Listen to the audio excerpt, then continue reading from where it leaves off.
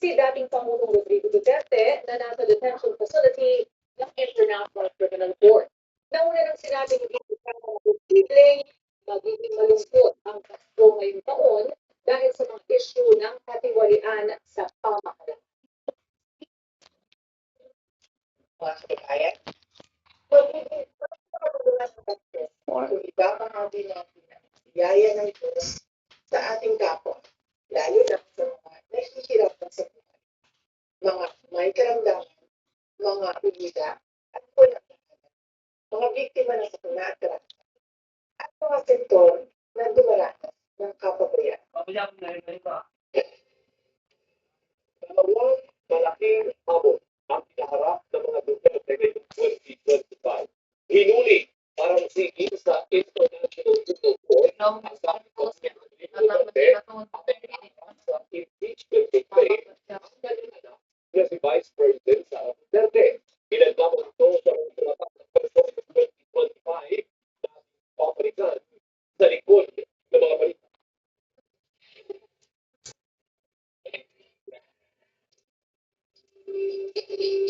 February 5 was a crucial day for the House of Representatives. Ito yung araw na i-impeach sa kauna-unang pagkakataon ang isang sitting vice president ng ating bansa. Pumupungol ba nagpagkat sa session mo ng batasang pambansa matapos i-anunsyo na nakating ang kailangang bilang ng miyembro ng Kamara para i-impeach si Vice President Sara Duterte. There is an objection. The chair hears that. The motion is approved. Ang ebidensya mismo kung wala responde, these are very vague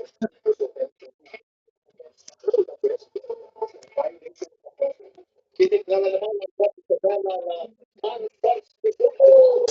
Alam sa ating ang articles of impeachment na pinasa ang Kamara sa Senado, yun na yung araw sa pag-usapan ating Pangulong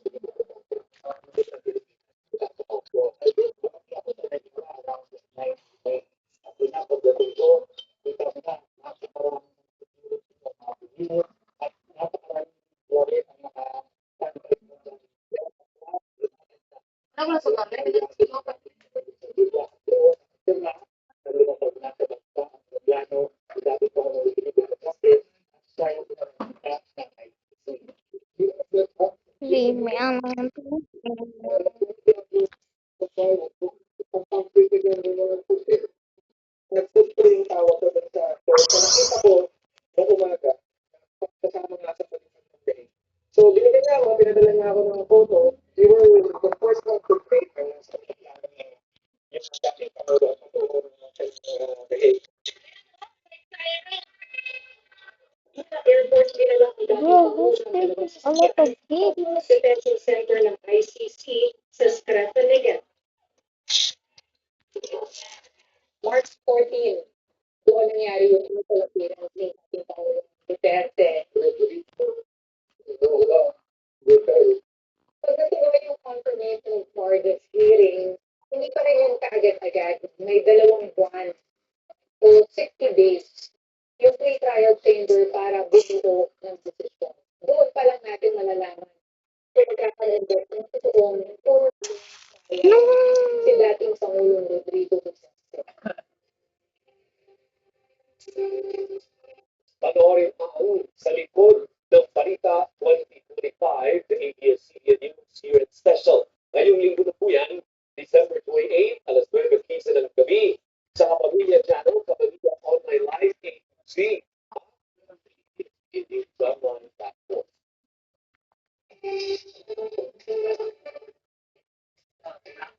Mga kasama ng veteran store na si Ed Gutierrez ang kanyang pamilya ngayong Pasko dito sa Pilipinas matapos magpa-check up sa Singapore. Ano naman kaya ang reaksyon ni Felipe Dolores tungkol sa napapabalitang relasyon ng kanyang anak na si Kyle Estrada at kanyang pamilya na dito sa kasama kamakailan sa isang concert. Nagpapatrol, MJ Jose.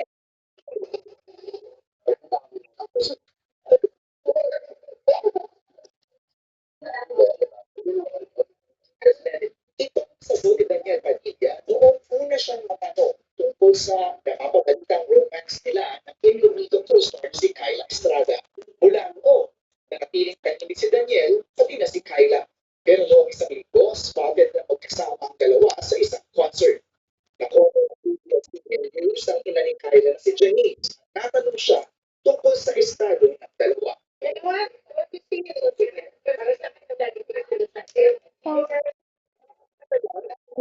also Your decision.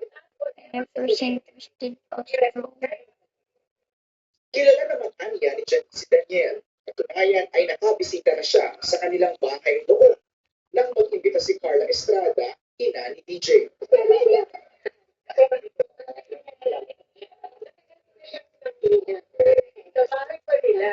Noong Lunes, muling Not nakita gonna mag-isa lie, ang I hate couple this sa map. church wedding sa Chinabuto at Ricky Akaide.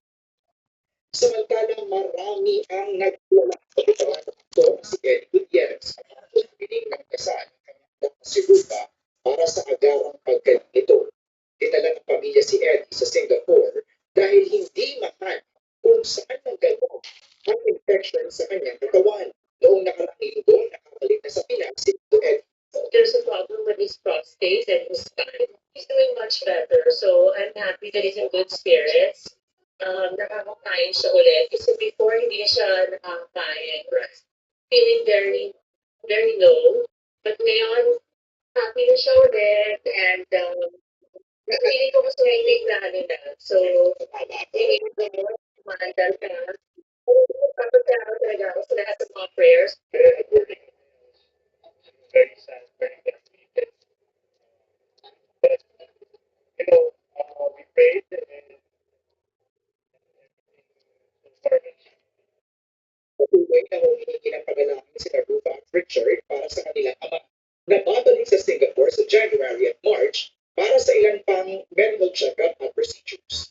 MJ Felipe, EBS-CBN News.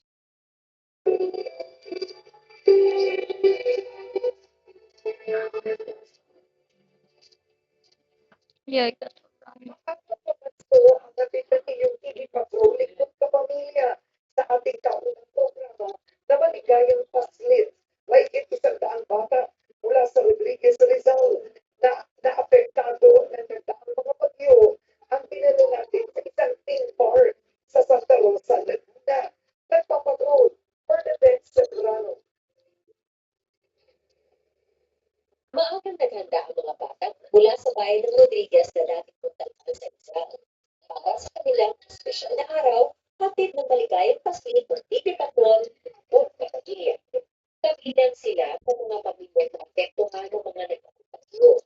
Isa ang pamilya ni Justin sa mga nasiraan ng bahay noong madalas ang mga bata sa bansa. Ito ay ang unang beses na nakapunta siya at ang kanyang anak sa theme park kung saan hindi na dahil ang maligayang pasilip taon-taon. Siyempre, wala tayong papinunchkan. Pagkain mo lang sa pamilya, kulang na kulang. Ano yung trabaho natin, hindi na magkakapta. Pangangailangan, lalo at may nag-aaral tayong mga bata. First time niya makapunta dito, ako din first time ko, kaya tutulitin namin lahat. Samantala, aminado ang solo ko kasi wala sa kanyang budget. Maipasyal ang Sinuuna ko po na bigay yung pangangailangan na pagdating sa eskwela ko, tsaka po yung pagkain nila sa araw-araw, kahit dalawang puntos na lang po sila kakain sa araw-araw. Masaya po, lalo na nakikita ko na nag-enjoy yung anak ko. Nagpapasalamat po ako sa ABS-CBN kasi sinama niya po kami dito. Kaya po, gusto nakapunta po sa Enchanted Kingdom.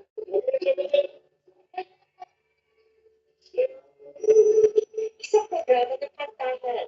Tatlong Olivia star music artist na si David Brown at boy group na Yes, My Love. Sayaw ng mga kalaro ang ikahagod at kanilang mga banda.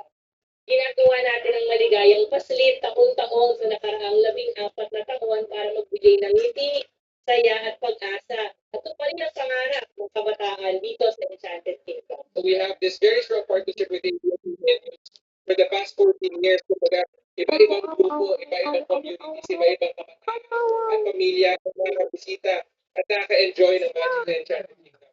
So hindi na kami nag-atubili na ituloy pa po ang aming relationship at ating partnership. At sana po every year, magdagdagan pa po natin ito. So for 14 years, it is something that we look forward to, especially during the Christmas season dahil ang Pasko naman talaga ay para sa pamilya. Nag-enjoy rin ng mga bata at mga magulang sa iba-ibang rides tulad ng Eclipse, Disco Magic, Roller Coaster, at Swan Wheel. Ganun rin sa ating mga regalo sa Ito ay dala-dala ng mga bata lalo sa mga hindi po mabibilang, hindi mababayaran ng salapi. Lubos po ang pasasalamat ng Panginoon kapatid niya sa lahat ng ating mga Yes, partners, donors, at sponsors. Hindi niyo ba yun? Sunod, special screening ng all Dapat isin yung musika. Cinematic Diba? Pero ito, record na. Papabalita sa pagbabalik ng Kamera ko. Extra. Sama ka mag-isa, Ana. Viral mo dito. Wala na yung ang sunod. Una ko 500. Ah, thank you. Haha, naka 500. 500. Salamat. Okay, sunod anak ako na kayo. This Gynapro during my period. It's a powerful antiseptic fights bacteria. Will never go wrong. Only prescribed. Gynapro. Sige na nga po,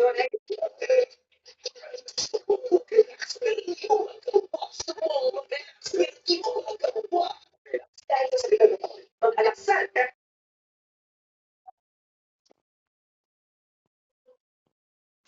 Ako po si Father tutulungan ko ngayon yung apahayang tunay. So, yun ay para mabigyan sila ng pag-asa. Ako si Richmond Senadores, nandito ako sa mga malalayong isla ng Siargao. Tumutulong, doon ko naranasan at maramdaman yung bagyo ng pagmamahal, pag-asa, tunay na kaligayahan. At sa nahayang ng liwanag ng Diyos, tayo sa pag-asa.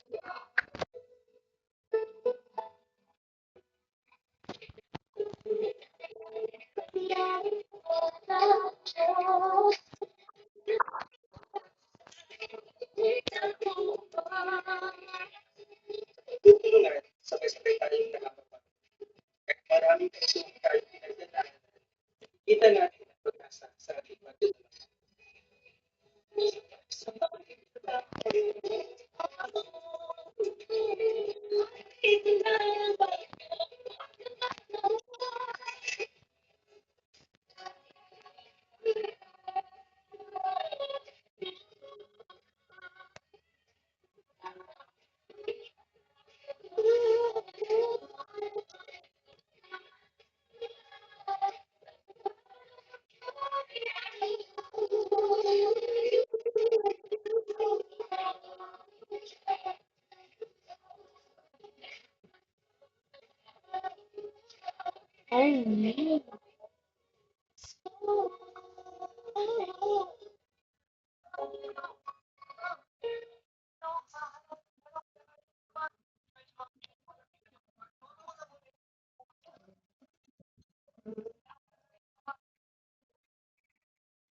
Mag-uumpisa na sasabi ko yung focus. Dito kayo nagkita. Yung ibang kamay parang naiilang po ako hawakan. Pero yung kamay na ito, parang ayaw ko nang bitawat ko, kuya.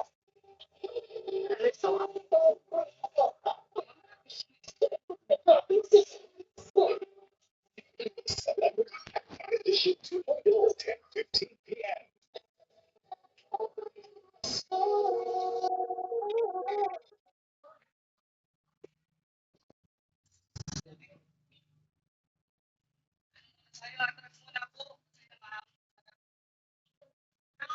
Natalo niya ako sa... Ano ba yung sabihin? No. Naalala ko to. Ano lang yung gawin ko na? Patay pa natin sa kaibigan natin. Nakakabis-kap lang. Hindi na natin maging tama. Di ba rin na kahit kaibigan niya yung pangawa? Hindi dahil sa kanya. Hindi ka makikita ka ng mga tao sa abroad. Pero ako,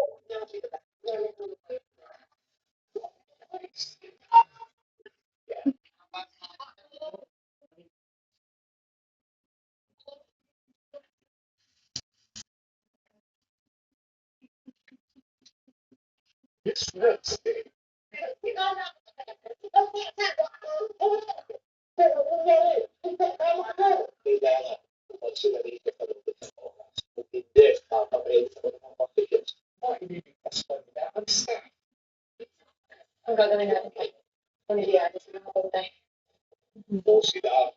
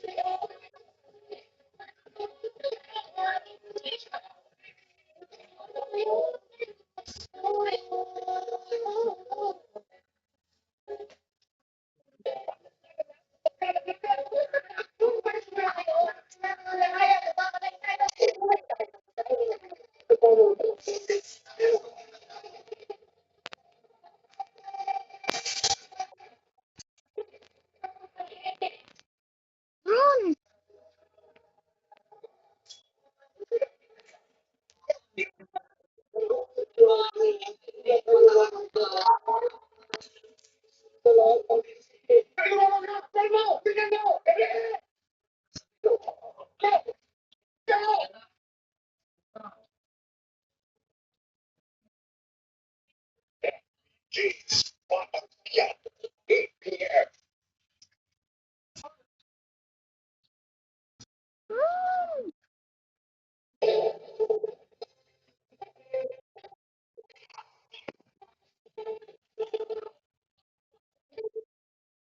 Kasabay ng pagdiriwang ng Pasko ang opisyal na pagbubukas ng taunang Metro Manila Film Festival. Hindi na iwan sa pagiging emosyonal ni Mike Teta matapos ang special event screening ng House Mother.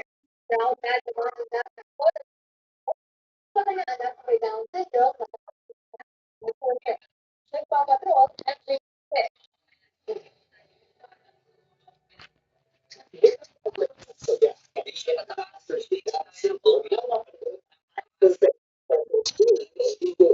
Isa sa mga proud parents ay ang dating aktor na si Matthew Mendoza, kasama sa cast ang anak niya si Bea. Proud na proud kami na kasama kami na binigyan sila ng chance. All to protect the kaya nila. Eh, di man sila perfect, but they can do it. Ito ang kaisa-isang MMFF move na rated G ng MTRCP tungkol sa kahit sino tinulog din ang pang-isang premiere ng Bell Boys gabi. Present ang cast members kabilang ang OG Bell Boys, unang ikaw na Pino, generasyon ng Marvel, inagpapit siya ng anxiety bago ang version ng last show na kanilang MMFF entries. Lagi may ganung feeling kasi syempre sa akin, huwag tayo organisado mga tao. Kasi syempre, ginawa namin para sa kanila. Star-studded ang celebrity screening ng MMFF movie na Healthy Mother ng Best Film. Mula sa COVID sa nakita si Vice Ganda sa It's Showtime hanggang sa mga ex-housemates ni Kuya at bukang kapamilya stars. Lahat nagpakita ng full support sa MMFF at HMA. Pagkatapos ng screening, ay pinayakap at kaliwatan ng pagbagi at dahil na Vice at industry. Director na si Jim Robles lang, kabilang child actor na si Lucas Dalio mula sa mga I was so proud sa entrepreneurs last year. Last year, I thought it was the best. That was true last year. It was the best. But now, let me matter.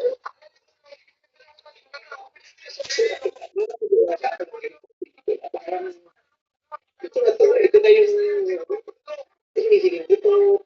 Dagdag ni Vice, masaya siyang makanaksin direct June.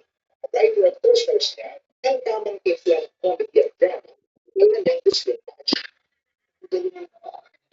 Ang galing ni Joaquin. Ang galing ni direct June. Ang ganda ng buo. Pagmamalaki ko talaga. And I believe this is gonna be a classic. Palabas na ang call number entries ng MMFF bukas at Pasko. MJ Felipe, yes, yes. pinili ng ilan nating kababayan na sa Baguio City, pagdiwang ang katastinan. Tutubantay naman ang mga pulis sa mga matatapang lugar doon. Live mula Baguio City, nagpapasol. Pwede pala na.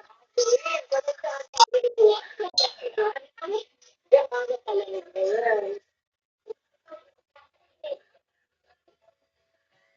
Yung perfect. Lapit na ang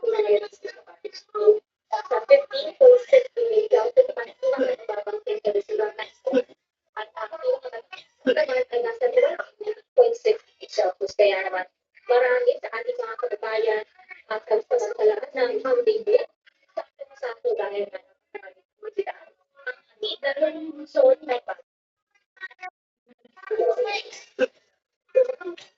Isang negosyo mula sa para maksal sila sa mga lugar.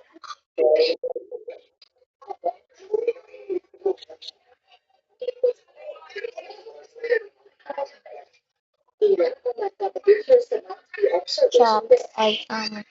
Sa unang partaman, ako, But I hate lagi oh. at kung ang mga challenging activity, meron din speaking. At sabi ko maraming principles mas ramdam ang iwan ako. Malinis mo sa gitna ng Grace Garden. Immediately, mas marami naman ang mga kahit sa Baguio Christmas Market. Perfecta na daw ang lugas sa dahil sa ito ang challenges. Kaya naman enjoy ang pamilya ng gusto nila.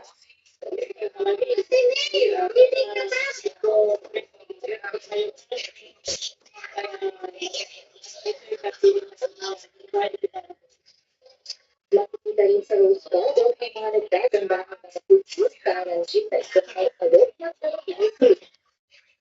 Sinundan ng interest ito. Meron silang tutugong dati.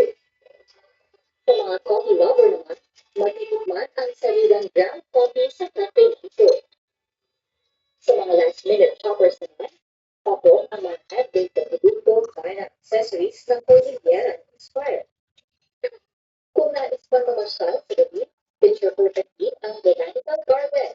Highlights sa lugar ang makukulay na landscape at dilim. Maraming landmark o replika ng iba't ibang lugar ang makikita sa botanical garden. Tila nakakita na rin sa iba't ibang bansa. Sa umaga naman, panalong Please don't go kasama parking sa harap mismo ng Mansion House. Oh. Sa Hotel and Restaurant Association of Baguio, matagal na nakahanda ang usok sa pagbansa ng turista ngayong Christmas season. October.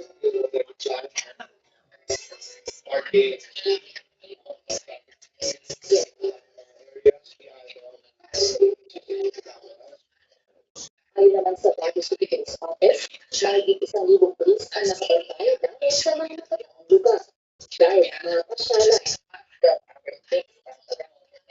Tinuro yung kaligtasan at safety ng mga residents.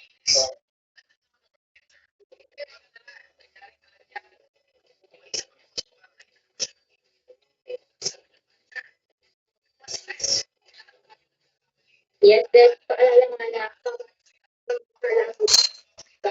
yung magiging disiplina ang mga tulungan sa akyat nito. Dahil natin pagkabahan sa international, tayo lagi na natin enjoy lang kayo sa lamig. Maraming salamat at Merry Christmas, Angela.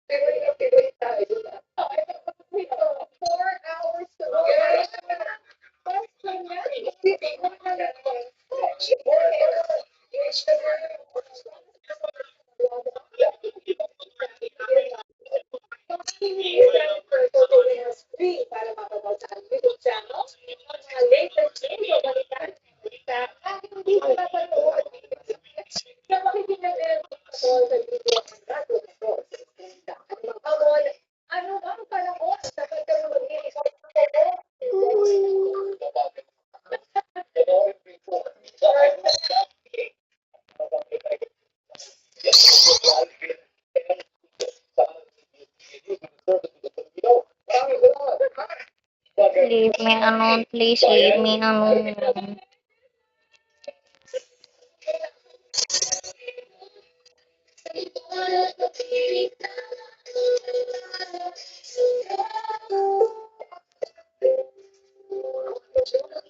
Ang rated SPG. Triputang ang gabay ng magulang ang kailangan. Maaaring may masisilang tema, lingwahe, karahasan, sexual, horror, o droga na hindi angkop sa mga bata.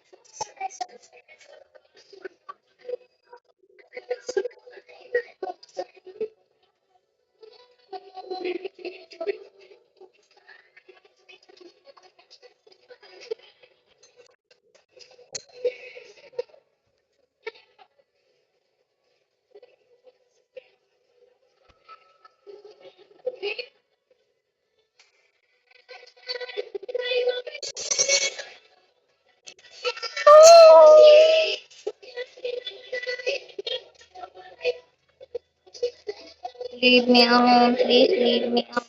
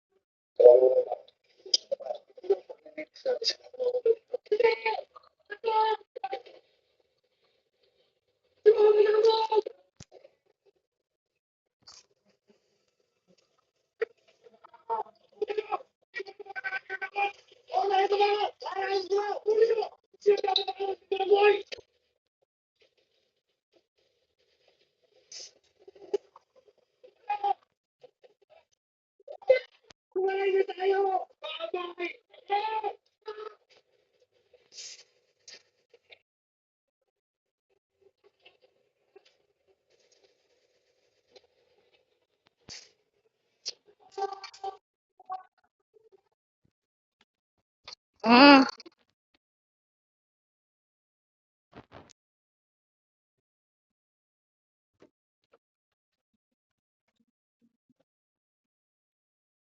Bisa, ay ko pa ni ha.